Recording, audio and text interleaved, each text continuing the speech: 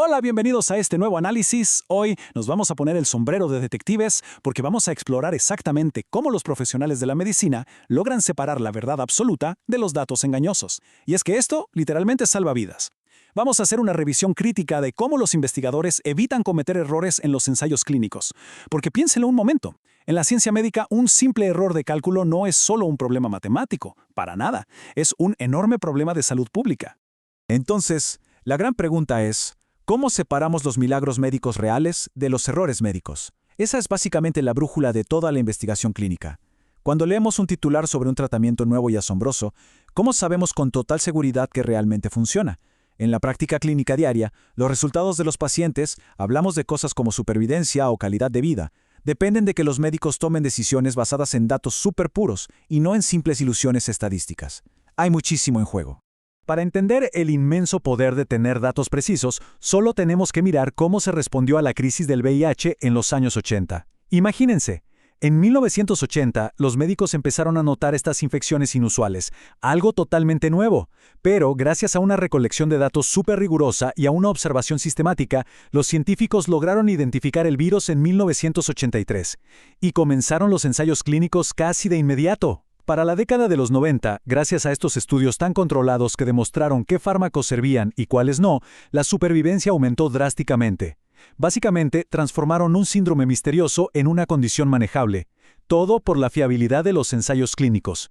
Bueno, vamos a meternos de lleno en esto. Nuestra investigación metodológica de hoy tiene 6 pasos. 1. Misterios médicos. 2. El caos de la observación humana. 3. La ilusión de la cirugía de hernia. 4. El debate entre el sesgo sistemático y el azar. 5. La validez interna y externa. Y 6. Protegiendo la salud del paciente. Secciones 1 y 2. Misterios médicos y el caos de la observación humana. Para resolver estos grandes misterios de la medicina, los investigadores se topan con un problema gigantesco. Nosotros, sí, los humanos. Como participantes en cualquier estudio, somos inherentemente caóticos. Tenemos este hábito súper desconcertante de hacer lo que nos da la gana. No siempre seguimos las instrucciones, a veces abandonamos los tratamientos o simplemente cambiamos de opinión. Así que extraer la verdad científica de todo este comportamiento caótico requiere metodologías extremadamente estrictas. Y aquí es justo donde nos topamos con nuestro primer gran villano de la ciencia de datos clínicos: el sesgo sistemático. A ver, a diferencia de un simple error por accidente, este es un proceso persistente. En cualquier etapa de un estudio, ya sea recolectando o analizando la información, este sesgo jala los resultados sistemáticamente hacia la dirección completamente equivocada. Es como una desviación constante y silenciosa que nos aleja de la verdad. El segundo villano es el azar, o la variación aleatoria. Piénsenlo así. Si lanzamos una moneda al aire 100 veces, lo más probable es que no caiga exactamente 50 veces en cara. El azar nubla nuestra visión, pero lo hace de manera aleatoria, dispersando los resultados por todos lados sin una dirección específica. Tanto el sesgo como el azar pueden destruir por completo un estudio, pero ojo, se tienen que manejar de formas muy distintas. Ahora, cuando hablamos de sesgos, la verdad es que existen docenas de variaciones. Pero hay 3 trampas gigantescas que los investigadores tienen que evitar a toda costa para proteger a los pacientes durante los ensayos de medicamentos o cirugías. Estas son el sesgo de selección, el sesgo de medición y el sesgo de confusión. Si cualquiera de estos 3 se infiltra en los datos, es un desastre. Los médicos podrían terminar recetando tratamientos inútiles o, peor aún, súper peligrosos. Pasemos a la sección 3. La ilusión de la cirugía de hernia, una escena del crimen activa. Para ver exactamente cómo se comportan estos sesgos en la vida real, vamos a analizar una especie de escena del crimen clínico. Revisemos la evidencia que existía sobre los tratamientos para la hernia inguinal. Al principio, todo indicaba que los pacientes a los que se les hacía una cirugía de hernia laparoscópica sentían muchísimo menos dolor y volvían a trabajar más rápido que los de la cirugía abierta tradicional. Parecía un milagro absoluto, ¿verdad? Pero un buen investigador siempre se detiene y dice, a ver, ¿esto es real o es una ilusión creada por variables ocultas? Tal vez la nueva cirugía solo se le estaba ofreciendo a los pacientes más jóvenes y sanos. Eso sería un clásico sesgo de selección. O quizás, como era una técnica súper moderna con cicatrices chiquitas, los pacientes simplemente esperaban sentir menos dolor y eso era exactamente lo que reportaban. Hola, sesgo de medición. Y aquí viene el giro en la trama. Cuando por fin se hicieron estudios realmente rigurosos, diseñados para esquivar todos estos sesgos, se confirmó que sí, la laparoscopía duele menos al principio. Pero, y es un gran pero, también descubrieron que toma más tiempo en el quirófano, trae riesgos de complicaciones muchísimo más graves y una mayor tasa de que la hernia vuelva a aparecer, sobre todo en hombres mayores. La decisión no era para nada tan fácil como parecía al principio. Esto nos demuestra perfectamente por qué los datos precisos son vitales. Evitar estos errores en la investigación impacta directamente en la salud de las personas. Sección 4. Sesgo sistemático versus azar. Visualizando las matemáticas. Ahora, lo que resulta verdaderamente fascinante aquí es cómo podemos empezar a ver, de forma visual, la diferencia matemática entre el sesgo y el azar y cómo se combinan para distorsionar información que es vital en la medicina de todos los días. Imagínense que estamos viendo las lecturas de la presión arterial de un solo paciente. Hay un punto o una línea que marca la presión real y exacta de esa persona. Si tomamos la presión varias veces, vamos a ver resultados dispersos, un poquito a la izquierda, un poquito a la derecha. Esa dispersión aleatoria es el azar. Pero ¿qué pasa si todos los resultados se agrupan de repente muy lejos del valor real, digamos, todos desplazados completamente hacia un lado? Ese movimiento de todo el grupo no es casualidad, eso representa un sesgo de medición sistemático, que podría ser causado, por ejemplo, por un aparato de presión descalibrado o que se usó mal. Para anclar este concepto, pensemos en la famosísima hipertensión de bata blanca. Es un ejemplo clásico. Es un sesgo de medición donde la simple ansiedad de estar sentado frente a un médico hace que la presión arterial del paciente suba de forma artificial. El método nos da resultados que son sistemáticamente incorrectos. Si el doctor no se da cuenta de esta tendencia, los datos de investigación van a estar completamente viciados y podría terminar dándole medicamentos a alguien que, estando súper tranquilo en su casa, está perfectamente sano. Y esto ilustra de manera brillante nuestra tercera gran trampa, el sesgo de confusión.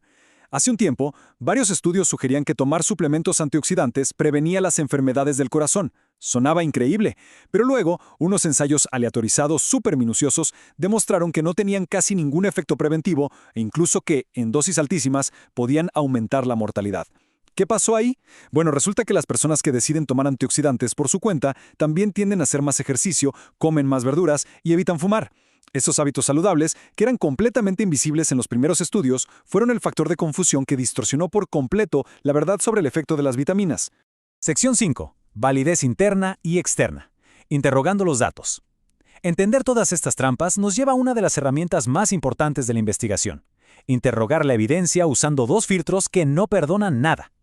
Para asegurar que las guías médicas realmente nos protejan en el mundo real, los estudios tienen que cumplir con la validez interna y externa.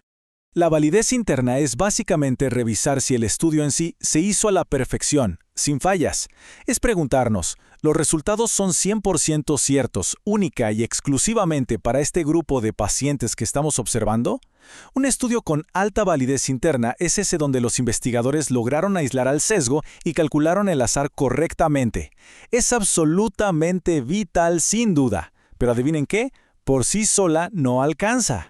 Y ahí es donde entra la validez externa, o lo que llamamos capacidad de generalización. Esto se trata de saber si los descubrimientos del estudio funcionan allá afuera.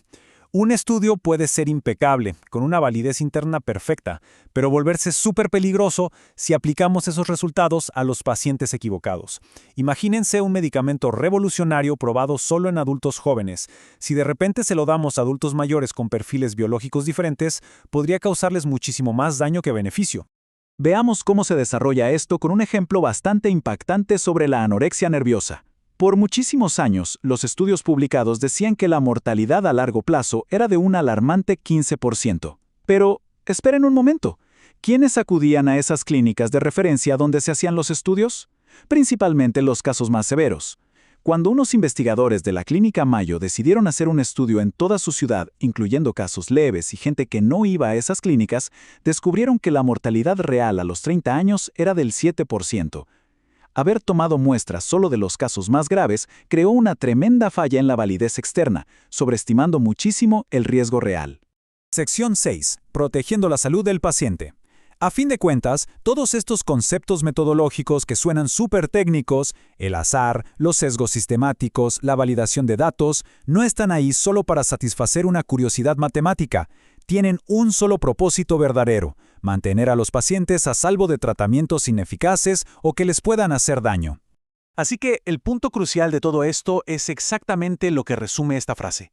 La ciencia clínica busca crear métodos de interpretación que nos lleven a conclusiones auténticas para mejorar el cuidado médico. Las estadísticas abstractas son, en el fondo, herramientas que salvan vidas. Detrás de cada diseño complejo de un estudio hay un esfuerzo inmenso por garantizar que cuando un médico toma una decisión crítica en el consultorio, esa decisión esté basada en una verdad comprobable y no en una suposición que podría ser muy peligrosa. Y eso nos deja con una última reflexión. Cada vez que recibimos una receta médica o cuando consideramos hacernos una cirugía, nos estamos beneficiando silenciosamente de años de investigadores luchando contra el caos de la observación humana, detectando sesgos invisibles y perfeccionando los datos. Esta especie de red de seguridad estadística, invisible pero súper rigurosa, protege nuestra salud global todos los días. Así que, la próxima vez que escuchemos sobre un gran milagro médico, ya sabremos exactamente el arduo interrogatorio analítico al que esos datos tuvieron que sobrevivir antes de llegar a nosotros. Muchísimas gracias por acompañarnos en esta investigación. ¡Hasta la próxima!